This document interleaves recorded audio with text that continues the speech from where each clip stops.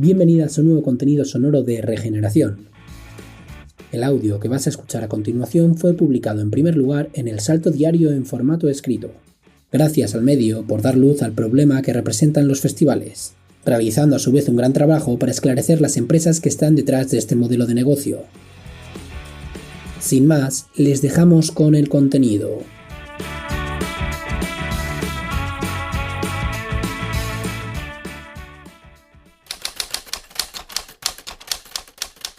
Macrofestivales o la romantización del hiperconsumo. No hay macrofestival ético, del mismo modo que no hay banco que piense en las personas. La forma de construir relaciones sociales, así como el lugar desde donde éstas se producen, son importantes. Si queremos cambiar los pilares de este mundo, no podemos permitirnos seguir pensando el ocio como un territorio ajeno a la responsabilidad política. El texto que te dispones a leer nace, en primer lugar, de la autocrítica. Reflexión creadora que permite discernir los motivos desde los que actuamos, pensamos o habitamos los espacios, sean estos políticos, personales o, como es el caso, de ocio. Entendiendo siempre la porosidad de todos ellos que impide analizarlos como lugares estancos. El ocio que consumimos es político y no hay mayor ejemplo de ello que los macrofestivales o festivales con ínfulas de convertirse en macro, estadio al que aspira cualquier proyecto neoliberal. Desde la autocrítica elevamos el análisis a la crítica estructural de un modelo insostenible, precario, hiperconsumista y homogeneizador de la cultura. Como hijas de nuestra generación, acudimos a eventos sin saber muy bien los motivos que nos arrastran a ellos. Es la presión social con el recién llamado FOMO, Fear of Missing Out, como catalizador. ¿Es el sobreestímulo potenciado por las redes sociales? ¿Es la compra de una emoción previa? ¿O se trata de la romantización de espacios que se dicen contraculturales y que están en las antípodas de serlo? Las autoras de este texto empezamos a acudir a festivales allá por 2012 y no nos avergüenza decir que el Viña Rock 2024 fue la cumbre borrascosa que nos ha impulsado a escribir estas líneas. No somos inconscientes, acudimos a este último festival sabiendo de antemano lo que encontraríamos y las contradicciones a las que nos enfrentaríamos. Es importante apuntar que no buscamos señalar, o al menos no exclusivamente, a las personas que consumirán festivales esta temporada. Queremos que, al menos, se lea como una contradicción a nuestras ideas. Y sí, durante las próximas líneas vamos a interpelar principalmente a los festivales, grupos y espectadoras que nos decimos anticapitalistas. El Estado español es uno de los lugares que más festivales concentra en un lapso de meses, debido en parte a su climatología, aunque esos márgenes temporales se han distorsionado con el aumento cuantitativo de festivales. Toda ciudad, pueblo o pedanía parece querer su propio trozo de pastel. Un dulce adulterado mucho antes de su exposición en el escaparate del libre mercado. Los promotores, inversores y demás beneficiarios de este modelo empresarial precisan de unas subvenciones públicas, las cuales muchos ayuntamientos dispensan gustosamente para que el nombre de su ciudad aparezca en un cartel junto a artistas de calado internacional o nacional. Gran parte de la inversión viene, por tanto, de las arcas públicas, pero los beneficios son privados. Ya sabemos cómo funciona el juego perverso que tratamos de combatir. Ejemplo de ello es Benicàssim, ciudad levantina que lleva albergando el Festival Internacional de Benicàssim, FIB, además de otros como el Rototom, 30 años y cuya inversión no repercute en la población local, la cual el resto del año no tiene espacios culturales. Nuestra lectura de la coyuntura actual nos acerca a posiciones en las que el capitalismo está en una fase de no retorno y cuyos estertores finales son impredecibles. La reestructuración internacional así parece confirmárnoslo. Y es aquí cuando este monstruo, imaginado como indestructible, corre hacia adelante para seguir enriqueciéndose a toda costa antes de toparse de bruces con los límites planetarios o de clase. Detrás de la mayoría de macrofestivales del Estado español está el fondo de inversión estadounidense Kohlberg Kravis Roberts, KKR, con Superstruct Entertainment como satélite de sus negocios. El Salto Diario, en un trabajo de investigación reciente, descubrió el nexo de KKR con el sionismo colonialista al enriquecerse a través de la especulación inmobiliaria en territorio ocupado en Palestina. A su vez, tiene participaciones en empresas de ciberseguridad y tecnología que utiliza el Estado israelí en su maquinaria imperialista. Por si todo esto fuera poco, además gestiona el 55% del patrimonio inmobiliario de la Sareb, que viene siendo protagonista indiscutible del problema de la vivienda en nuestro territorio. Volviendo a la escena musical, KKR adquirió The Music Republic, promotora valenciana en origen, para la gestión de los mismos. Y sí, los que venden un cartel alternativo o de izquierdas también tienen a estos conglomerados detrás. Es irónico que en festivales como el Viña Rock cantemos puño en alto letras anticapitalistas mientras le damos dinero a un fondo estadounidense durante el 1 de mayo, fecha que para nada es baladí. Quizá alguna lectora piense que a lo largo de este texto insistimos demasiado en el Viña Rock. No lo hacemos por una inquina visceral. Se trata del festival autoproclamado de izquierdas más antiguo de todos, con casi 3 décadas de existencia. Por tanto, ha recorrido más etapas del camino del liberalismo. Consideramos que los festivales pequeños recorrerán los mismos pasos si no encuentran otro espejo, de reflejo menos distorsionado, en el que mirarse. Como apunta Nando Cruz, pronto estaremos delante de un escenario patrocinado por el turbio negocio de las criptomonedas o por un banco que financia la fabricación de armas, pero haremos la vista gorda en cuanto Patti Smith aparezca despeinada y berreando "People have the power". Premonición cumplida. Nos parece importante destacar el boicot realizado por grupos de música a los festivales que tienen como fondo de inversión a KKR.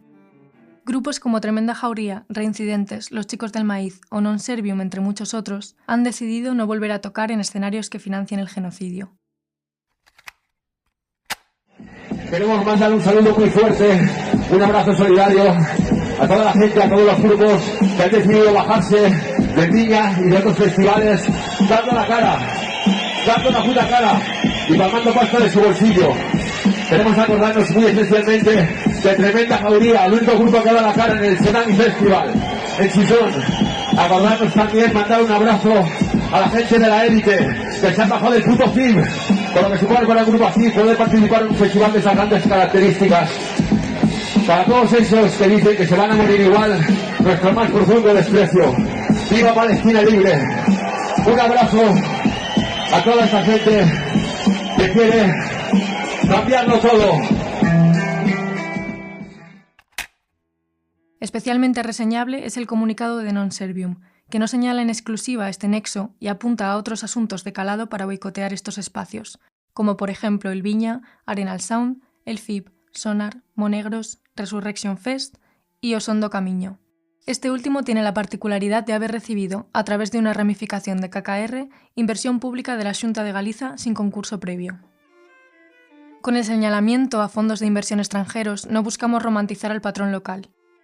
La diferencia está en que a este, llegado el caso, podremos ponerle cara y perjudicar sus negocios con nuestra acción directa, aunque con buena organización siempre podrá caer hasta el magnate de Wall Street más indestructible y anónimo de todos. La concentración del poder cultural en unas pocas empresas no es novedad, pero sí el nivel de sofisticación con el que se disfraza la rentabilidad bajo discursos de diversidad y experiencia musical.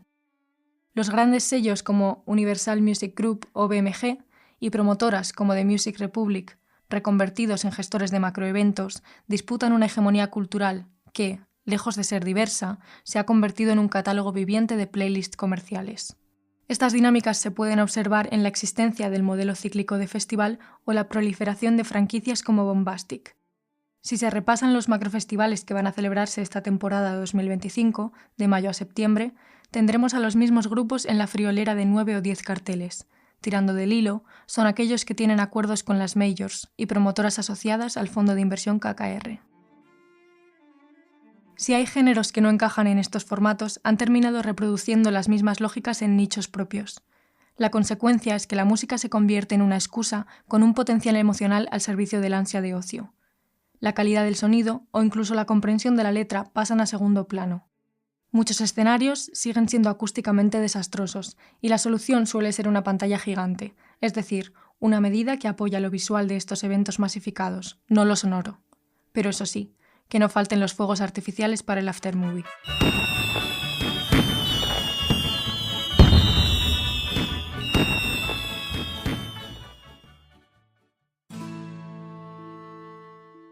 También llegamos a sufrir que 2 conciertos se pisen entre ellos, produciendo un efecto más próximo a un mercado en hora punta que a un concierto.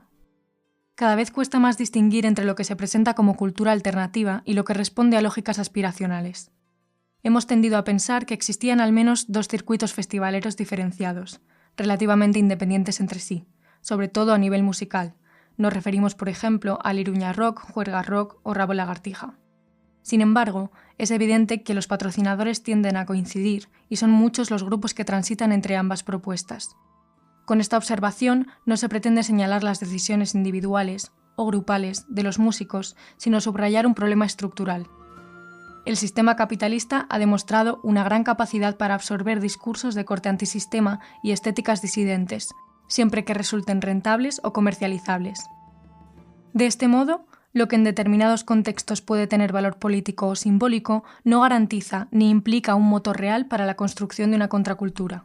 Entramos ahora a analizar los motivos por los que los festivales se han convertido en el mayor ejemplo del turbocapitalismo.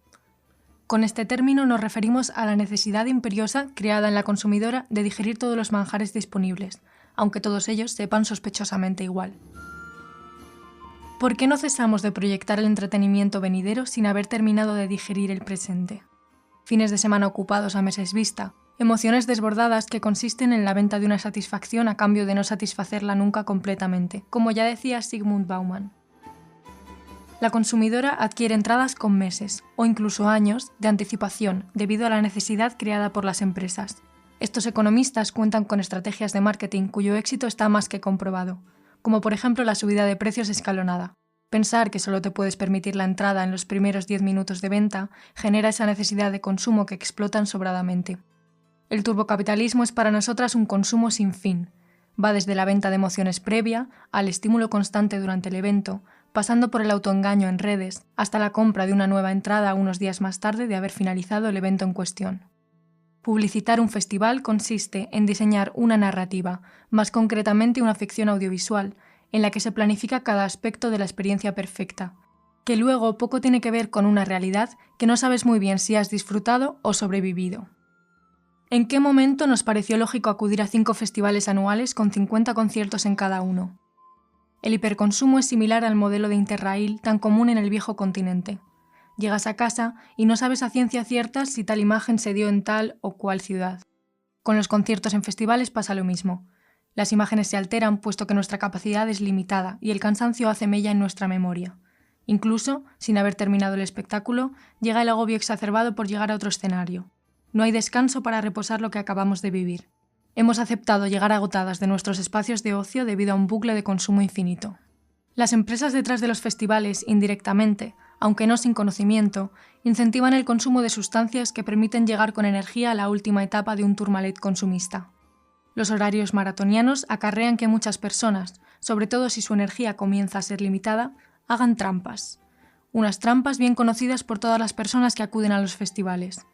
De esta forma se genera un mercado en el cual no son precisamente los amigos de nuestra clase social los beneficiarios. No es espacio este para analizar los motivos por los que las drogas han sido introducidas y leídas como alternativas o disruptivas por buena parte de las personas que se dicen de izquierdas, sin hacer siquiera un mínimo de crítica a lo que su ocio genera, algo que con un consumo de otro tipo no ocurre, alimenticio, local. Queremos señalar aquí que la falta de descanso normalizada en estos eventos puede desembocar en un consumo que de otra forma no se daría. Toda esta ingesta de drogas, legales o no, se traduce en la priorización de la fiesta, el rollito, el desenfreno, antes que los gustos musicales, la buena acústica o el debate cultural. Cabe analizar por qué en la música hemos integrado tener la conciencia alterada en todo momento. Las usuarias de este tipo de ocio tendemos a leer como inviable acudir a los conciertos sin ingerir alcohol, un alcohol por el que terminamos pagando más que por la misma entrada del festival. El verdadero beneficio de los festivales se concentra en la venta de cerveza, algo que sus departamentos de marketing saben. La entrada no cuesta 80 euros, termina siendo de 250. El hiperconsumo de alcohol, comida rápida, o en su defecto, emplasticada por el Mercadona, y enseres para el camping lleva consigo otra realidad que toca abordar: la insostenibilidad ecológica de estos modelos. En el caso de que se diera una buena gestión de los residuos, algo inasumible cuanto más grande es un festival, este modelo no deja de ser la antítesis del ecologismo. Que miles de personas queramos acudir a un punto de la geografía para una experiencia artificial de unos pocos días, que se monte un festival de la nada, que no tengamos ni la mínima conciencia de la repercusión en las poblaciones locales, que compremos cosas que vayamos a tirar tras estos días. Si os habéis quedado hasta el final de un festival, sabréis la cantidad de objetos de un único uso que se han quedado allí. Sillas, mesas, tiendas, colchones hinchables. Son aspectos que no podemos pasar por alto. ¿Por qué muchas personas que se dicen ecologistas deciden hacer la vista gorda aquí? No hay macrofestival, con buena gestión de residuos o no, que no implique contaminación de los campos de alrededor. Es sangrante ver cómo huertas, terrenos, casas o plazas de pueblo se llenan de mierda durante los días que colonizamos estos lugares tan ajenos a nuestra realidad. Quizá aquí se palpe el clasismo ciudad-campo que rezumamos aquellas personas criadas con el sistema de valores de la urbe. Villarrobledo, pueblo que acoge el Viña, es conocido por millones de personas citadinas a cuyas paisanas ignoramos. Al menos algunas de ellas deciden lucrarse con esta invasión, ya sea abriendo las duchas de sus casas o vendiendo latas. Otras, en cambio, muestran su rabia exhibiendo carteles contra el festival y las colonizadoras que atrae. ¿En qué momento hemos aceptado estas medidas extractivistas del territorio? Consideramos que, desde la falta de análisis de lo que nuestras acciones implican a causa de la desconexión de clase que padecemos. ¿Y las trabajadoras qué? Detrás del marketing encontramos precariedad a todos los niveles. Empezando por arriba, entre el caché de un grupo u otro, puede haber miles de euros de diferencia, y las bandas emergentes muchas veces cobran en visibilidad, con una tipografía no apta para miopes en el cartel. El panorama es poco transparente en cuanto a las cifras, pero la cuestión de los cachés es importante en tanto que no son cantidades fijas, sino que se negocian en base a la popularidad, la oferta y la demanda, o la competencia empresarial, generando tarifas cada vez más abusivas que favorecen la uniformidad cultural. Ni hablemos ya de las trabajadoras de montaje, barras o limpieza. En muchos casos, las condiciones laborales no solo son precarias, directamente son ilegales. Jornadas interminables, pagos en negro o directamente nulos, contratos inexistentes y grupos de WhatsApp como única fuente de comunicación oficial es lo que viene reproduciéndose cada año.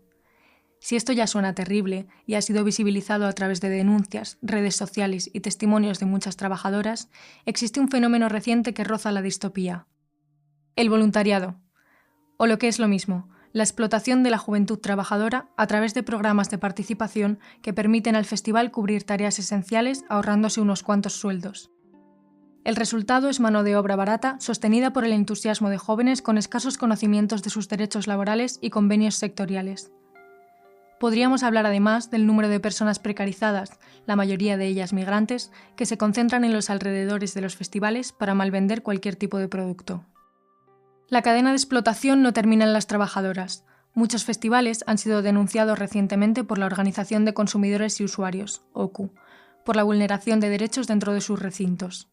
Un ejemplo es la normalización del pago con tokens, recargables a través de la pulsera del evento.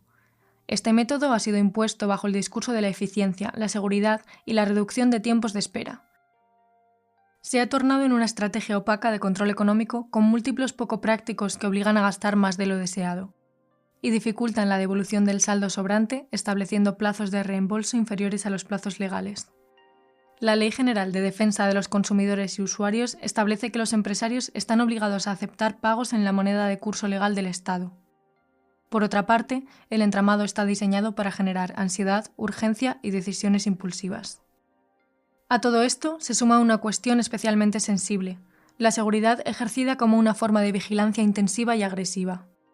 En lugar de priorizar el bienestar real de las asistentes, se impone una lógica punitiva, con cuerpos cuya actuación está centrada en controlar y reprimir.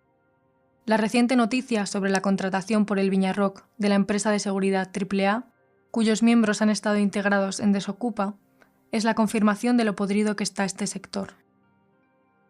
Al mismo tiempo, las medidas contra cualquier tipo de agresión son insuficientes, simbólicas o inoperantes. La ausencia de protocolos y profesionales formados para actuar ante este tipo de situaciones deja, especialmente a disidencias y mujeres, en una posición de vulnerabilidad permanente. Pero tranquila, que la empatía viene en la funda, justo al lado del arma reglamentaria que grita espacio seguro. Lejos de cuestionar esta realidad, la respuesta organizativa pasa por mercantilizar aún más la experiencia. Se ofertan pases privilegiados, zonas exclusivas y servicios premium, es decir, la experiencia solo mejora si puedes pagar más. Así, el clasismo se cuela hasta en el color de la pulsera que llevas, transformando lo que debería ser un espacio cultural en un parque de atracciones. La energía juvenil entremezclada con la romantización del sufrimiento en estos lugares produce imágenes absurdas que en otros entornos no aceptaríamos. Tener que cagar entre rastrojos, dejando el papel allí, pagar por agua embotellada con una inflación que solo se equipara a la de los aeropuertos o no ducharnos en todos esos días, ante la dificultad que en ocasiones implica hacerlo, son prácticas habituales. La falta de higiene de estos barracones de concentración es una constante. No estamos pidiendo velas aromáticas o sensaciones florales, tan solo unos mínimos que atiendan a las necesidades fisiológicas. Baños equiparables al número de personas que acuden a los eventos, limpieza de los mismos, agua potable gratuita, sombras pertinentes y una buena gestión de residuos. Para sorpresa de nadie, este modelo empresarial no se preocupa por las personas que lo sostienen ni por la sostenibilidad en sí. Si no quedaba claro el dudoso impacto cultural que genera este formato, que enriquece a pequeños propietarios, fondos de inversión e instituciones públicas, sostener que genera algún tipo de arraigo es como afirmar que un centro comercial fomenta la cultura local. No hay arraigo posible cuando el modelo consiste en aterrizar, expoliar, facturar y largarse.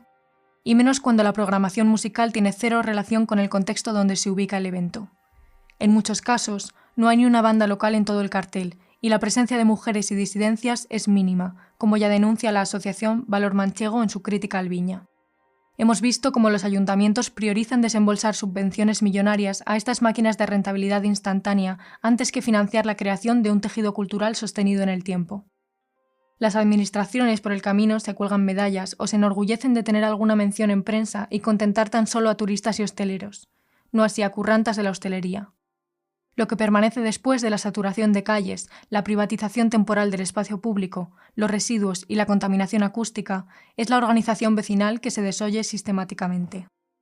En Madrid, la Federación Regional de Asociaciones Vecinales, FRAM, ha puesto en marcha un documento en el que trata todas estas cuestiones, a la par que alerta de dinámicas más problemáticas como la eventificación y la gentrificación de los barrios. La eventificación se traduce en la sustitución de la figura del residente por la del asistente desvinculado del contexto urbano. También favorece lo que se conoce como gentrificación transnacional, derivada de las pretensiones globalistas, en las que los carteles tienen cada vez más presencia de escenas musicales internacionales que situadas territorialmente. Todo esto agrava la actual crisis habitacional, sustituyendo alquileres de vivienda habitual por alquileres temporales con precios inflados por la eventualidad. Lugares comunes se diluyen en favor de espacios socialmente homogéneos, pero lo verdaderamente desolador es que todas estas dinámicas remiten a un modelo de organización del espacio urbano que nunca es para quien lo habita. Estos impactos urbanos han sido muy poco investigados en sus posibles repercusiones a largo plazo, pero ya son palpables desde el tejido asociativo. En plena crisis de la vivienda, resulta urgente entender que estos espacios hiperdiseñados son una amenaza que compite por el mismo suelo por el que peleamos. Aterricemos esta urgencia para no pecar de alarmistas. Medusa Sun Beach y Arenal Sound, en la costa levantina, territorio récord en número de macrofestivales, han servido como palanca para reactivar megaproyectos urbanísticos congelados tras la crisis de 2008. Idealizaciones de terrenos vacíos, solares abandonados o directamente zonas protegidas están contribuyendo al cambio de perfiles turísticos, generando nuevas formas de promoción urbanística. Pai Vega Port en Cullera, Pai San Gregorio en Burriana, ambos en 2025, han vuelto a ponerse en marcha con el respaldo político de PSPV, PP y Vox. Todos felices de ver cómo el ocio cultural vuelve a hacer rentable el suelo con fines especulativos. En esencia, estamos viviendo cómo el capital privado rediseña el mapa urbano con música de fondo. ¿Y por qué hay tan poca información crítica sobre los festivales?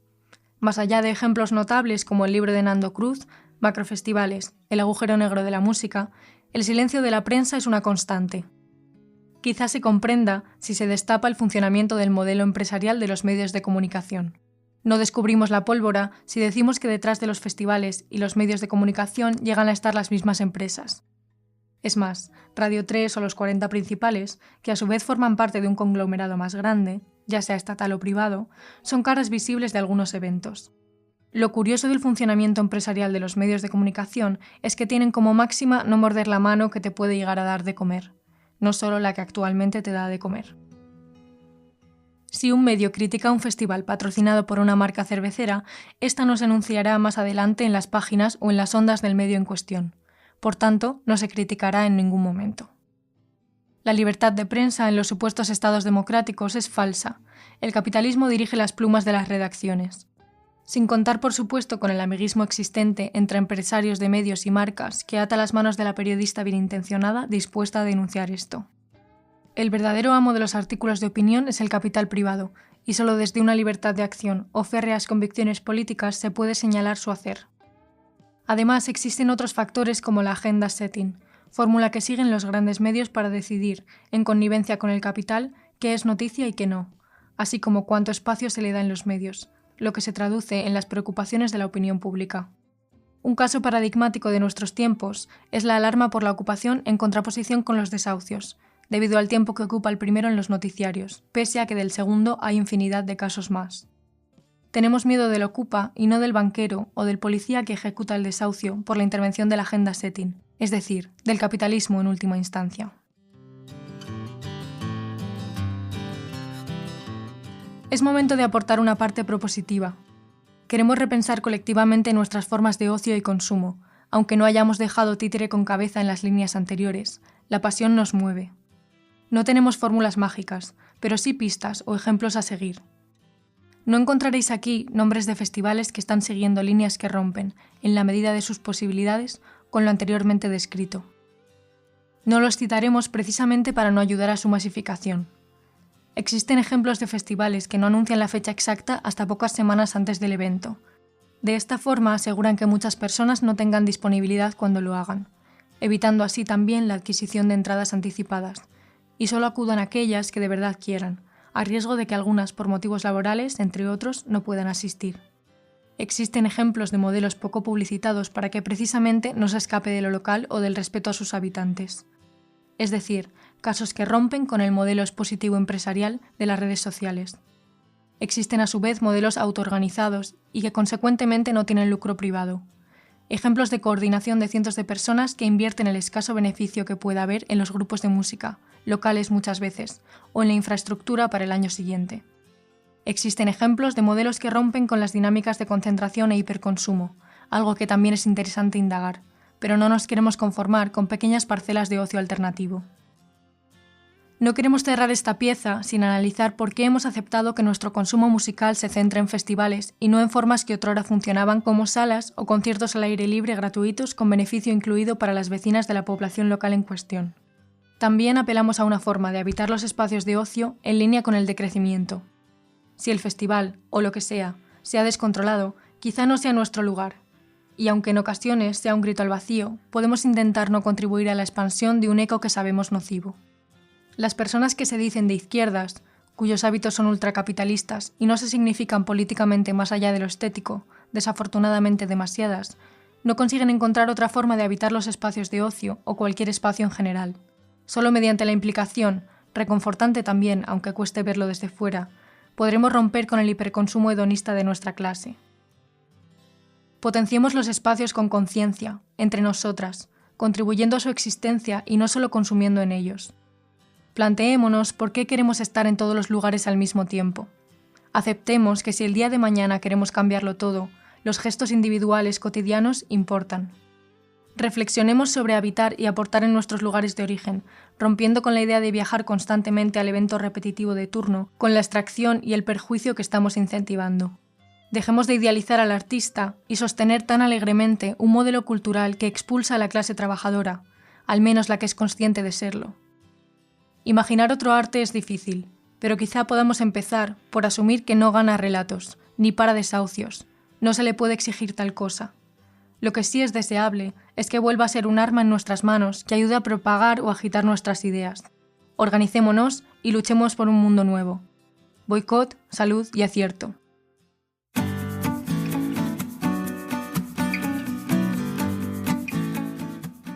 Gracias por escuchar este contenido en Regeneración.